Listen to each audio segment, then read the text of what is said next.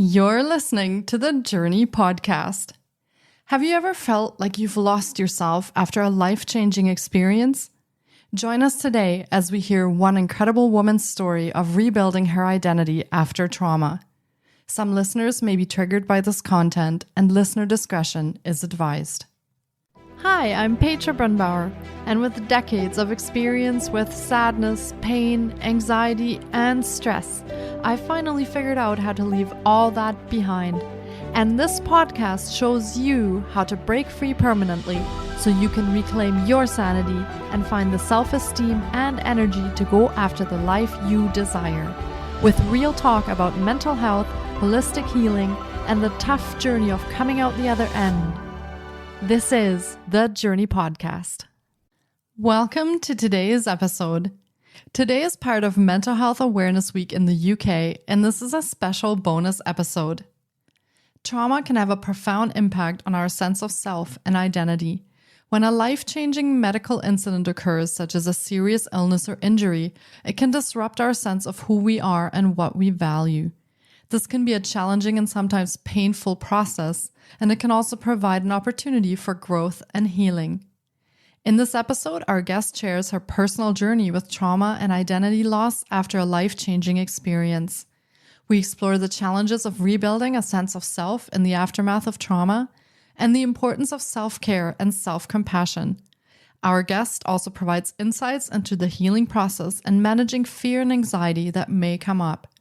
Sudi Barre is a mother, wife, wellness and small business coach, expert in barriers to access to healthcare for marginalized populations, woman with lived experience, advocate for sex and gender equity in care, speaker, and blogger. Here is my interview with Sudi Barre.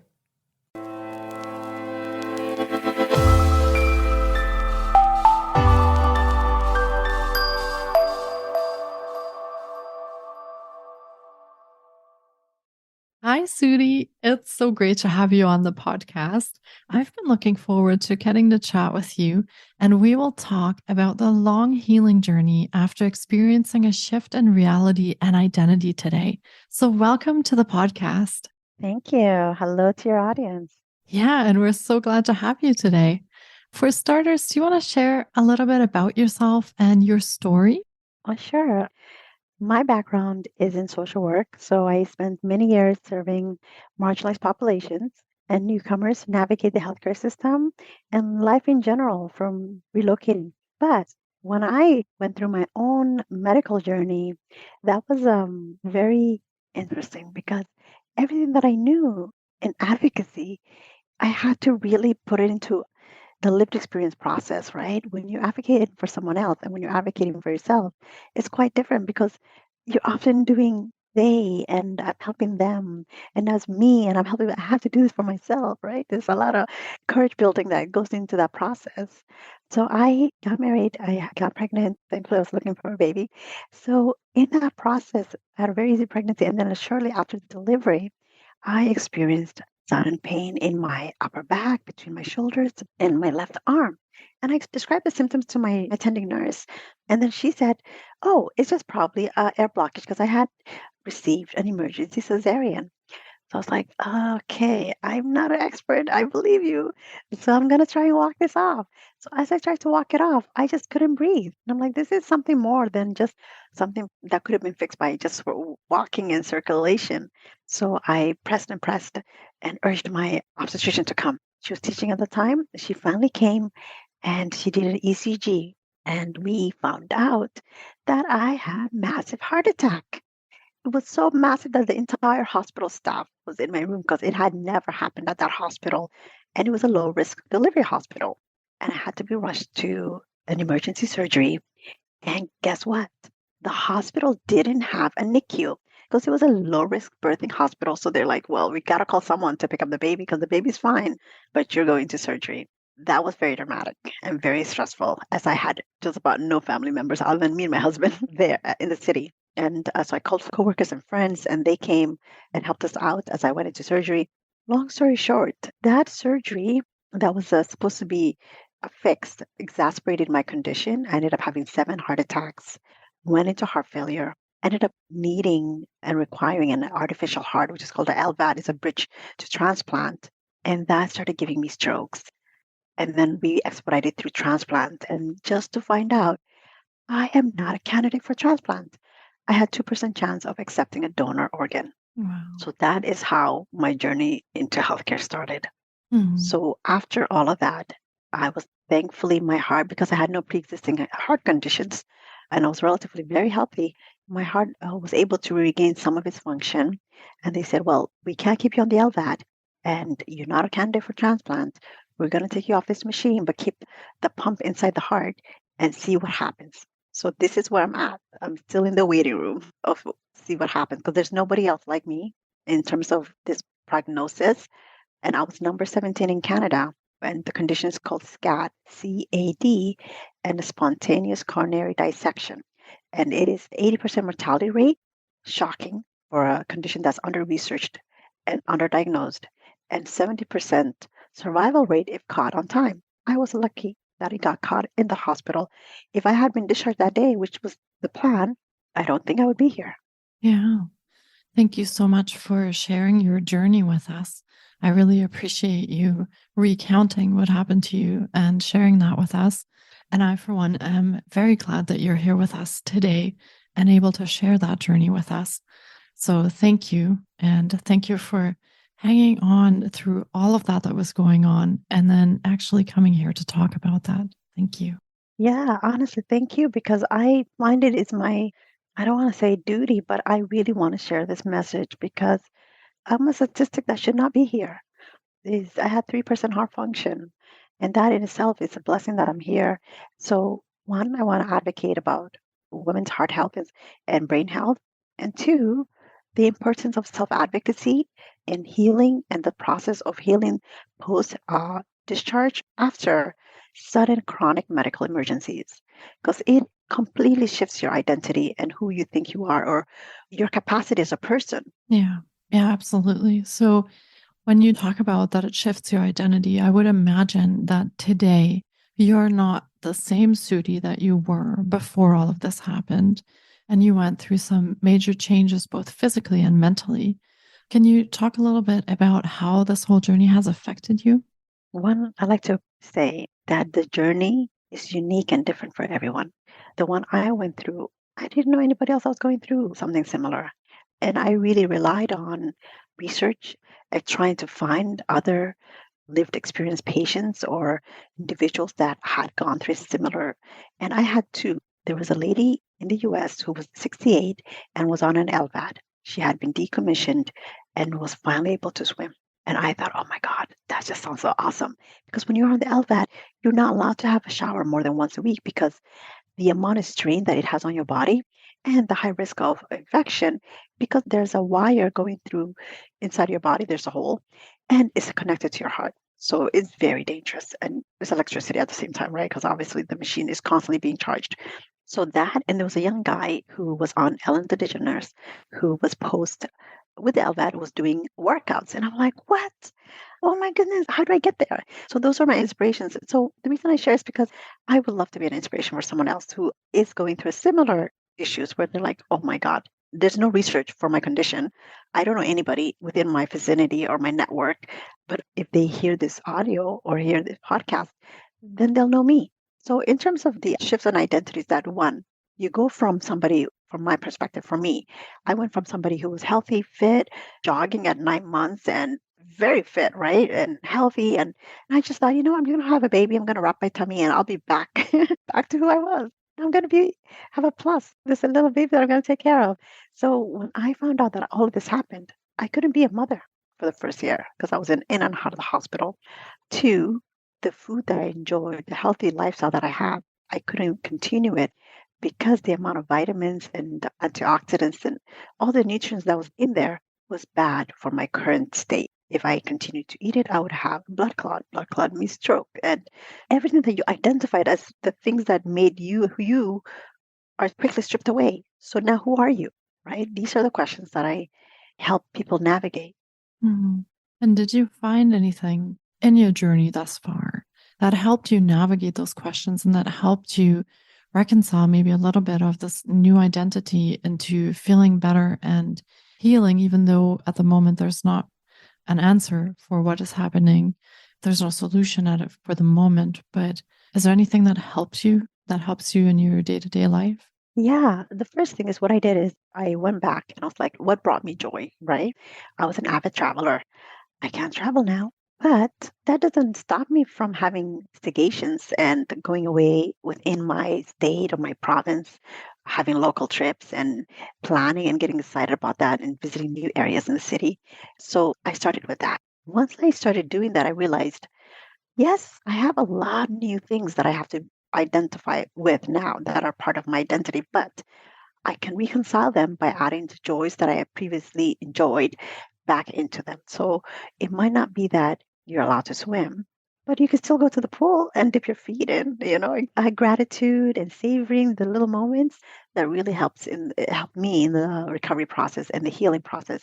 And when I talk to other fellow lived experience patients, that's also what they say is holding on to those good days, the memories, as well as the things that they can still do because no matter how able or unable you are, there is still an ability. If your mind is functioning, you have dreams and imagination, all that stuff is there to help you heal. So that's what I would say. Mhm. So you have to find ways to use what you love and actually build ways and find ways, maybe through videos or doing, like you said, small steps of the things that you can still do and really enjoy those and savor those moments. And it's a good advice for anybody who's listening because very often we forget to savor those small moments every day and we take them for granted or we overlook them. So that's actually very empowering advice for anyone out there to savor the moments and to really enjoy them. And when you talk about savoring that and the gratitude, do you keep a journal or anything like that? Do you also journal or do you basically live in the moment with those things? I journal and I also take, if I can, I take footage. Like I Mhm. take images. If I'm walking, like one time we went to a greenhouse because I couldn't leave the hospital. So, but there was a greenhouse very near. So we went to the greenhouse and just ruffling the leaves and those sounds, I would record them. And at night, I would just listen to them. Like those very little things. I just made it a point to really actively engage in my living. And I think that really went a long way because there's so much hardship that you have to deal with and it's a huge burden. But if you look at the big picture, you're still alive and you don't know, and medical knowledge doesn't always know if you're going to get better. Because I had 3% heart function and illnesses that are very, very aggressive, like cancer. I have friends that were given months to live and they sold and left everything and said, you know what? If I've got 3 months left, I'm going to go enjoy it. And guess what? A year and a half later, they're still here. So we just never know. So I think the power of savoring is so healing, and I think it's just not discussed enough. Yeah. Yeah, that's true. You're in a very unique situation and your condition is very under researched and not very well explored. And there are some other conditions like that as well. But do you feel in some of the days, are you afraid? Do you feel fear of what's to come? And how do you deal with that when emotions like that come up? Oh, yeah, definitely. It took me, and that's why I say it's healing journey, because for the first 2 years, I just was so afraid because it was literally drilled in me that you can't fall. There's a huge list of things I couldn't eat, things I couldn't do, positions that I couldn't really lie in, or even when I'm sleeping, I was very awake because I'm like, if I sleep on my right side, I'm gonna cause further injury. If I get too excited, the blood is going to drain and there's just because there's no pulse, right? I had no pulse, I had no heartbeat. So there's just so many things I was afraid of. So even when I got decommissioned, that fear really stayed with me for a very long time because it was like, when you go on those glass bridges and you see the ground under you, but you know you're secure, but you don't believe it until you're tapping with your foot. And you're like, is this, oh my goodness, is it going to crack? Is it going to crack? And I had to talk about it. I had to be like, you know what, I'm afraid and verbalize it and share with my doctors and support system. I'm afraid. This is what I'm afraid of and articulate it. The more I articulated it, the more I was able to process it and acknowledge it. And then later on, over time, it wasn't giving me a panic attacks anymore. Like before, I was getting panic attacks. It was messing up with my mood, right? Because I'm constantly on edge, right? It was a constant trigger. So I had to really work through that. And the way I worked through it is one, acknowledging it, two, knowing that, yes, my fear is real, it's not a fictitious fear. These things really did happen to me. They can probably happen again, but am I going to let them stop me from living?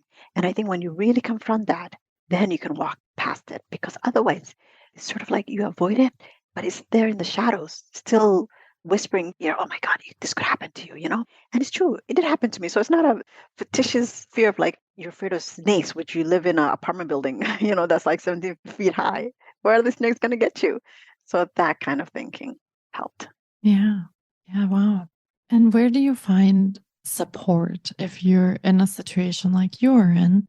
I know we'll talk a little bit later about what you offer for services, but where can you find support if you don't have, say, a lot of family or you don't have friends that really know about what you're going through? Where can you find support for this? Yeah. So what I did is I really, really had to research. And I'll be honest, it was one of the reasons that it took me 2 years plus to really my healing journey is that there were no structured support systems there. So I had to piece together resources from a variety of different areas. For example, there was a help group for people struggling with, it was like AAA, right? So Alcoholics Anonymous. I was like, what can I benefit from here?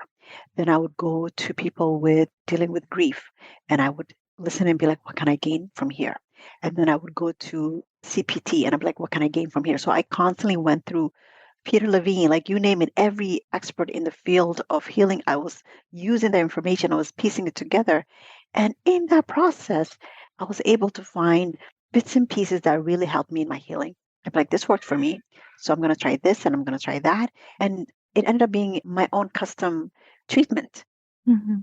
And that's what I would encourage anybody to do, is that they really research every little piece that they're feeling. If they're feeling anxiety, identify everything that you're feeling and look for niche expertise in those areas and have that be the foundation of what you're building towards. Mm-hmm.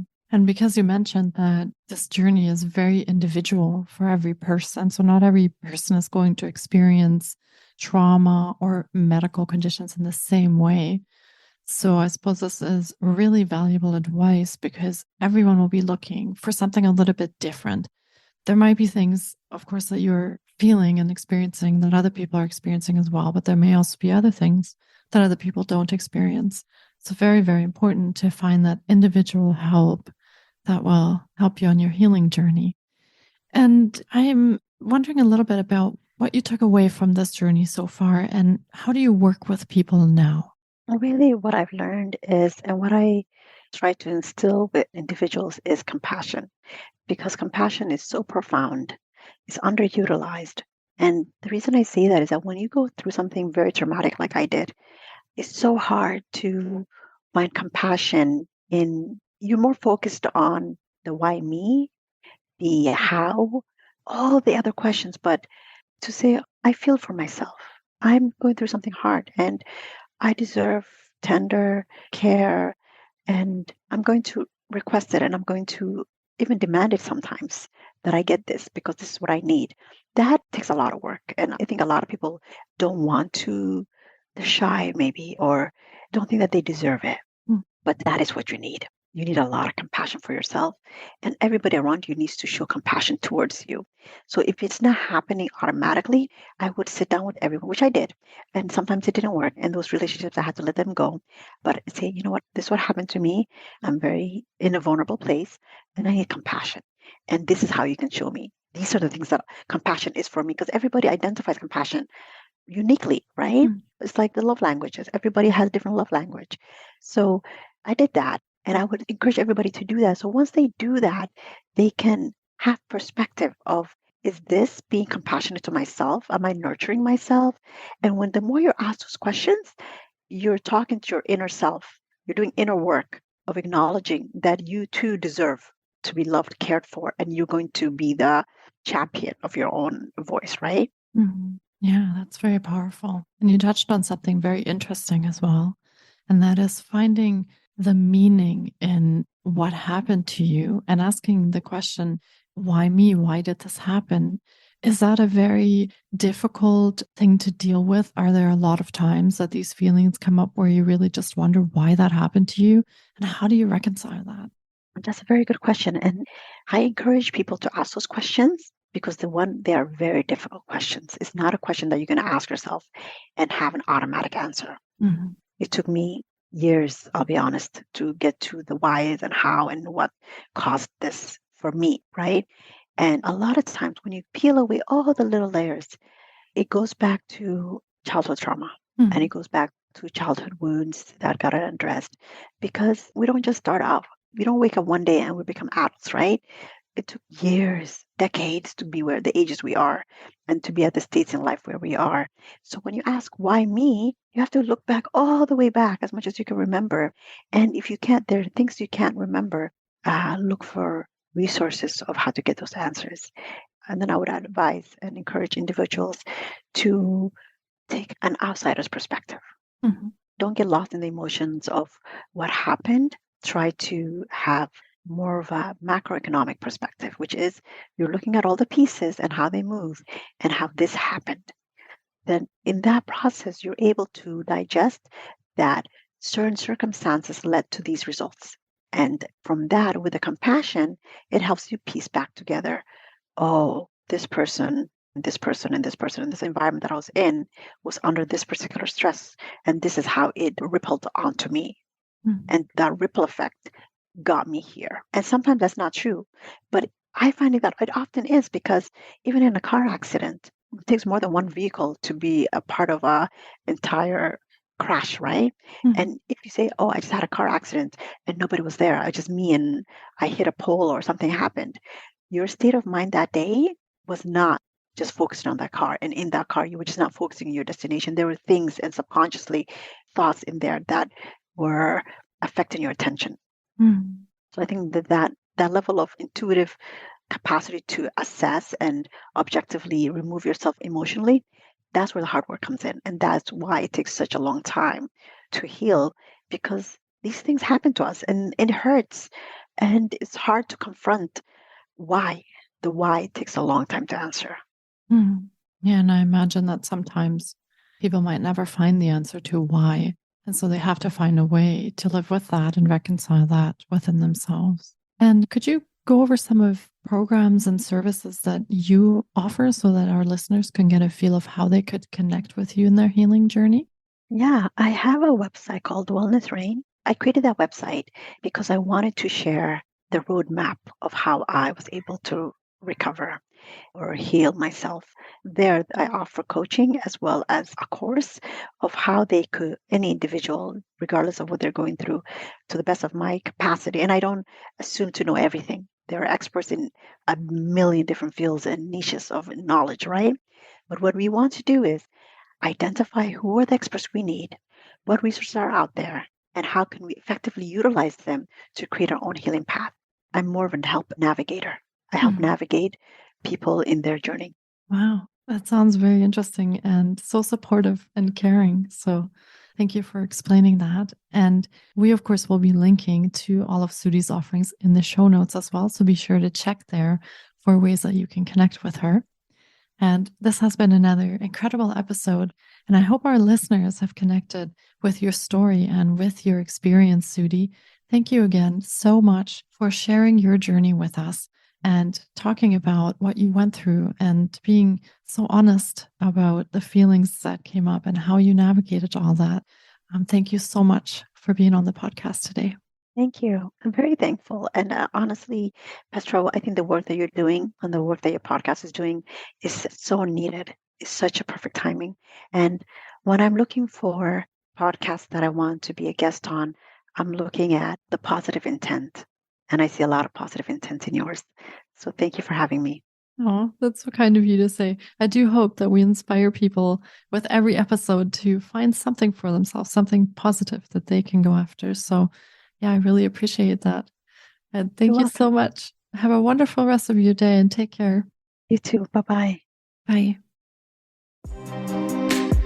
Thank you so much for taking time out of your day to listen in. If you enjoy the Journey podcast, please subscribe, share on social media, and leave us a 5-star review. You can find more of The Journey on Facebook, Instagram, TikTok, and the Journey blog. Sending you love and courage, and see you next week.